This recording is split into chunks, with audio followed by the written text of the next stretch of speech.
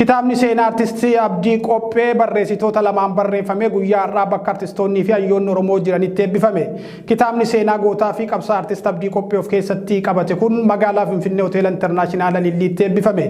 Kitaabichi mata duree Odaa Aartii Oromoo jedhuun kan moggaafame yoo ta'u, qabiyyee bal'aa fuula 247 of keessaa qaba. Sirna eebba kitaabichaa irratti maatiin artist Abdii Qophee fi waayillan hojii isaa argamaniiru. Waltajjicha gubbaatti intalli artistichaa Durbee Naahil Abdii Qophee haasaa taasisteen Abdii Qophee hanga lubbuun jiraatetti guyyaa tokkollee ofiifis maatiifis hin jiraatin waa'ee saba isaa faarsaa kaffalaa jiraatee darbee jette. Artist Abdii Qophee walleewwan afaan Oromoo 2000 ol barreessuun artistootaaf kan kenne ta'uusaa waltajjicha gubbaatti himameera. Abdii Qophee erga lubbuun darbeen waggaa 19 ta'uusaa kan himte Naayil Abdii gootonni aartii Oromoo hedduun warraaqsa eenyummaa Oromoo deebisanii kaasuuf aarsaa walfakkaataa kaffalaniiru jette. Waltajjicha irratti Abdii Qophee goota aartii Oromoo fi gooticha afaan Oromoo du'a oolche waan ta'eef siidaa yaadannoo gootaa akkasaaf dhaabbatu gaafataniiru. Buqqaatonni lixa Oromiyaa fi godina Kamaashii keessaa buqqaan gargaarsa namoomaa dhabuun haala rakkisaa keessa jiraachuu isaanii gabaafame. Godina Kamaashii irraa marsaa 2 kan buqqaafamanii fi aanota godina Wallagga lixaa garaagaraa keessaa kan buqqaafaman lammiileen nagayaa rakkoo deeggarsa namoomaa hamaa keessatti kufuu dubbatu. Godina Wallagga lixaa magaalota garaagaraa keessatti namoonni buqqaan 100,000 akka jiran waajjirri buusaa gonofaa godinichaa ibsee jira. Gabaasa Siraaj Sabaaf qopheessee Soofiyaa Kadir akka taanutti dubbisti. Haleellaa sabummaa irratti xiyyeeffateen namoonni 100,000 lakkaa'aman lixa Oromiyaa naannoo Beenishaangul Gumuz godina Kaamaashii fi godina Matakkal keessaa buqqa'uun magaalota lixa Oromiyaa keessa qubatanii jiru. Mootummaan Biltsiginnaa haleellaa sabummaa kun akka hammaatuuf garee finxaalessaa faannoo hidhachiisee jira jedhamuun himama. Gareen faannoo jalqaba bara 2020 nageenya uummata Amaaraa eeguu maqaa jedhuun hidhachiifame leenjiin waraanaa kan kennameef yoo ta'u, gareen mootummaan deeggaramee hidhachiifamee fi leenji'ee deebi'ee haleellaa sabummaa raawwatuun gaaga'ama lubbuu fi qabeenya danuu dhaqqabsiisaa jira. Uummata 100,000 lakkaa'aman Wallagga Bahaa fi Horroo Guduruu Wallaggaa godina Matakkalii fi Kaamaashii keessaa buqqaasee jira. Haadhaa fi abbaa fixuun daa'imman daandii irratti facaasee jira. Mootummaan nageenya isaatiif jecha hidhachiisee aangoo isaatiif sodaa itti uumee jira. Uummanni garee humna finxaalessaa kanaan Oromiyaa lixaa fi godina Kaamaashii keessaa buqqaafaman magaalota Oromiyaa lixaa garaagaraa keessatti gargaarsa namoomaa malee rakkataa jiru. Bara 2010 akka lakkoofsa Itoophiyaatti godina Kaamaashii aanaa Seedan keessaa buqqa'uun magaalaa Mandii kan qubatan maatiin hedduun gargaarsa dhabuun rakkoo jireenyaaf saaxilamuu himu. Baqattoonni kun yeroo 2 godina Kaamaashii keessaa buqqaafamuu kan himan yoo ta'u, qabeenyi isaanii guutuun saamamee akka jiru himan. Gabaasni BBC'n dhimma kana irratti qabatee bahe akka mul'isutti haati maatii ishii 7 wajjin godina Kaamaashii aanaa Seedan irraa buqqaatee Wallagga lixaa magaalaa Mandii keessatti daandii irra jiraataa jirti. Godina Kaamaashii irraa abbootii warraa 2,500 buqqa'uun magaalaa Mandii keessa buufatanii jiru. Akka ragaan waajjira buusaa gonofaa godina Wallaggaa lixaa irraa argame mul'isutti namoonni godina Kaamaashii fi aanota godina Wallaggaa lixaa irraa sababa rakkoo nageenyaatiif buqqa'an 100,000 oli. BBC'n itti gaafatamtuu waajjira buusaa gonofaa godina Wallaggaa lixaa aadde Natsaannat Alamaayyoo dubbisuun akka gabaasetti sababa rakkoo nageenyaatiif namoonni qe'ee isaanii irraa buqqa'an aanaalee akka Mandii, Lataa Siibuu, Qondaalaa, Qilxuu Karraa, Najjoo fi Gimbii qubatanii jiru. Gargaarsi qamadii karaa mootummaatiin dhiyaataa ture erga addaan citee ji'oonni lakkaa'amu kan eeran buqqaatonni gargaarsi addaan cite kun deebi'ee akka dhiyaatuuf gaafatanii jiru. Oromiyaa iddoowwan garaagaraatti humnoonni mootummaa namoota nagaa irratti reebicha raawwachuu fi badii tokko malee hidhaatti guuraa jiraachuu maddeen Oromiyaa Miidiyaa Neetwoorkitti himan. Haaluma kanaan godina Bunnoo Beddellee aanaa Daaboo Annaa, Wallagga Bahaa aanaa Haroo Limmuu fi godina Baalee Bahaa aanaa Laga Hidhaatti hidhaan jabaatee itti fufuu maddeen Oromiyaa Miidiyaa Neetwoorkitti himan jiru. Guutuu gabaasa kana akka taanutti isinitti himna. Humnoonni mootummaa namoota nagaa hirmaannaa siyaasaa hin qabnetti sababoota adda addaatti maxxansuun hidhaa jiraachuu maddeen himu. Godina Bunnoo Beddellee Aanaa Daaboo Hannaa Araddaa Ifaa Baas Cooree jedhamutti humnoonni mootummaa waraana bilisummaa Oromoo nutti agarsiisaa jechuun namoota nagaa hojii isaanii irra turan reebuun hidhuu maddeen himanii jiru. Humnoonni mootummaa kun hagayya 16 bara 2023 Araddaa Ifaa Baas Cooree keessatti waraana bilisummaa Oromoo fidaa jechuun namoota nagaa hojii isaanii hojjetatan reebuun namoota ja'a ta'an immoo qabaniidhaan jiru. Reebichi kan irratti raawwatame harki caalaan dubartoota kan jedhu maddii Oromiyaa Miidiyaa Neetwoork beekumsas ta'ee hirmaannaa siyaasaa kamuun qabanii jedha. Namoota hidhaman keessaa Jaabir, Adinaan Abdii, Saanii, Abdallaa Abbaas, Darajjee Qajeelaa, Ibsaa fi Jaafar kanneen jedhaman ta'uu maddi Oromiyaa Miidiyaa Neetwoork kun himee jira. Haaluma wal fakkaatuun godina Wallagga Bahaa Aanaa Haroo Limmuu Ganda Gorbaa Guddinaa Araddaa Daammi Sillaasee jedhamu keessattis qonnaan bultoota ilmaan keessan waraana bilisummaa Oromoo deggeru miseensota waraana bilisummaa Oromooti jechuun maanguddootaaf haadholii hidhaa jiraachuu maddeen garasii Oromiyaa Miidiyaa Neetwoorkitti himaniiru. Maatii qabsaa'otaa fi haadholii qeetti argatan guyyaa kaleessaa jechuun hagayya 19 bara 2023 qabanii hidhuu maddeen Oromiyaa Miidiyaa Neetwoork garasii himaniiru.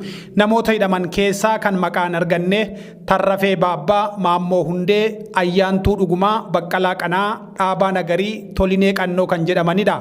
Miliishonni Araddichaa raayyaa ittisa biyyaa waliin ta'uun namoota hidhaatti guursisaa jiraachuu maddeen irraa odeeffannee jirra. Godina Bunnoo Beddellee Aanaa Daaboo Hannaa keessatti humnoonni mootummaa barsiisota dabalatee namoota nagaa hidhaa baasuun ajjeesanii gataa turuun isaanii ni yaadatama. Haaluma wal fakkaatuun godina Baalee Bahaa Aanaa Laga Hidhaatti humnoonni mootummaa dargaggoota yuunivarsiitii irraa eebbifamuun gara maatiitti galan hidhaatti guuraa jiraachuu maddeen Oromiyaa Miidiyaa Neetwoorkitti himu. Dargaggoo Abdiisaa Nuuroo fi Diinoo Amaan kan jedhaman yuunivarsiitii irraa eebbifamanii galuun kan maatii bira jiran hiriyyaa isaanii kanaan dura hidhamee jiru gaafachuu deemanii qabamuun akka hidhaman maddeen Oromiyaa Miidiyaa Neetwoorkitti himanii jiru. Hiriyyaan isaanii Diinaawol Mohaammed kan yuunivarsiitii Amboorraa saayinsii siyaasaa fi hariiroo idil addunyaatiin eebbifamee gara maatii galee qondaaltota mootummaatiin hidhamee ture. Godinichatti roorroon bulchitoota godinichaan uummatarra gahaa jiraachuu maddeen himuun baajata mootummaan godina kanaaf baasee fi kira sassaabdummaa dabballoonni mootummaatti jiranis godinichi misoomaanis ta'ee dinagdeen akka hin guddanne kan taasisan dabballoota mootummaa amma dargaggoota yuunivarsiitii irraa eebbifamanii galan hidhaatti guuraa jiranidha jechuun maddeen Oromiyaa Miidiyaa Neetwoorkitti himaniiru. Waraanni bilisummaa Oromoo godina Horroo Guduruu Wallaggaa Aanaa Horroo Bulluu keessa socho'u namoota maqaa waraana bilisummaa Oromootiin saamicha irratti bobba'an to'achuu maddeen Oromiyaa Miidiyaa Neetwoorkitti himani.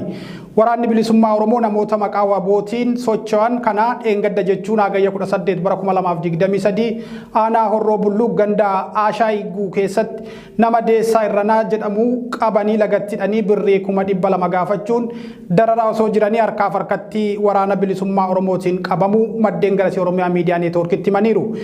Aanaadhuma Horroo Bulluu ganda Dachaa Caabir jedhamu keessattis dargaggoo hojii saamichaa kanarratti bobba'uun uummata iraarsaa turee fi jiru Dabalaa Qoraas jedhamu to'achuu maddeen himanii jiru.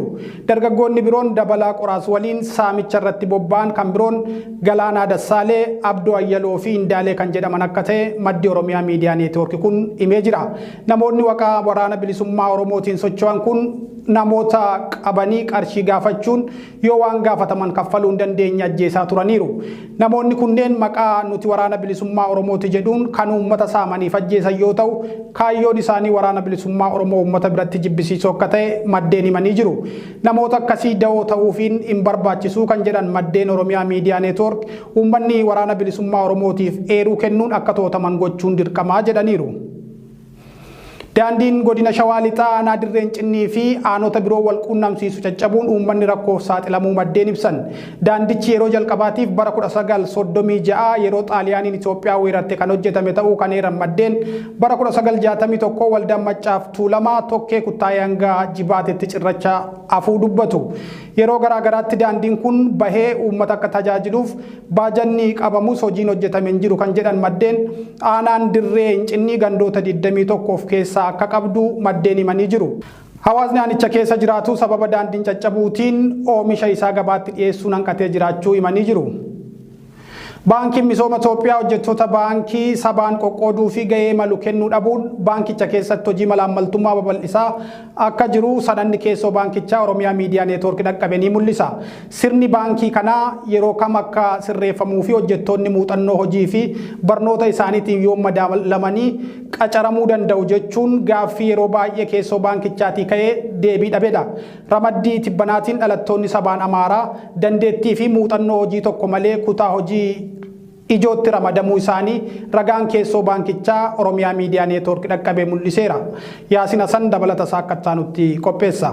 Baankiin misooma Itoophiyaa hojjettoota haaraa 1,000 ol kaffaltii olaanaadhaan sadarkaa olaanaa irratti hojii fi gita hojii isaaniif hin malleen ramadee jiraachuu maddeen keessoo dhaabbatichaa OMN itti himan. Dhalattoonni Amaaraa irra caalaan isaanii kutaalee hojii liqii keessatti sadarkaa daayireektaraa itti gaafatamaa kutaa fi hoogganaa garee ta'anii ramadamanii jiru. Kutaaleen hojii ijoo saba tokkoon qabamuun haqa dhabuu hojii liqaa fi sharafa alaa baankichaa ramaddii hojjettoota keessoo irraa eegala jedhan sanadni OMN dhaqqabe kun.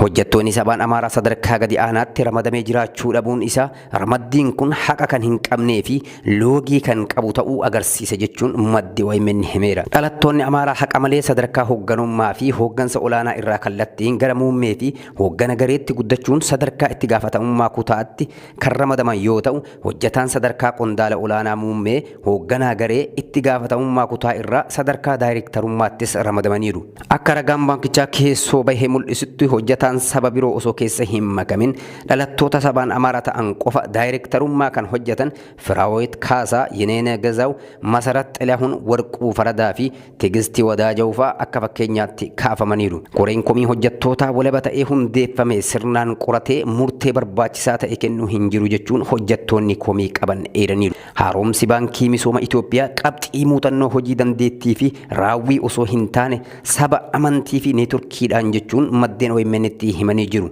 Kanaaf hojiin baankichaa guutuun sirna seeraa fi hojii diriirsuun osoo hin taane sobaa fi oduun akkasumas hojjettoota yakkaan shakkamanii fi gahumsa hin qabneen hoogganamaa akka jiru OMN odeeffateera. Kana malees baankii misooma Itoophiyaatiin deeggarsa naannoo tokko qofa irratti kan xiyyeeffate waan ta'eef kun sabaa fi sablammoota Itoophiyaatiif haqa akka hojjetaa hin jirre amma dura gabaasuun keenya ni yaadatama. Baankichi buqqaatota naannoo Amaaraa irraa buqqaaniif karaa damee Bahardaarii fi Gondariitiin deeggarsa yoo taasisu, buqqaatota naannoo Oromiyaa Wallaggaa fi hongee godina Booranaa mudateef deeggarsa taasisuu dideera. Loogiin sabummaa baankicha keessatti hidda gadi fageeffachuu kan mul'isu sanadni kun ambaasaadarri baankichaa osoo hin hafin dhalataa saba Amaaraa akka ta'e ibsa. Namoonni ambaasaaddara baankichaa ta'an hundi dhalattoota saba tokkoo qofa yoo ta'an birrii miliyoona 2 hanga 3 kaffalamaa jiraachuu fi sanada kana irratti eerameera. Walumaa galatti baankiin misooma Itoophiyaa tajaajila haqummaa fi walqixxummaa kennaa kan jiru osoo hin taane alseerummaa dagaagsaa jira jechuun sanadni kun eereera.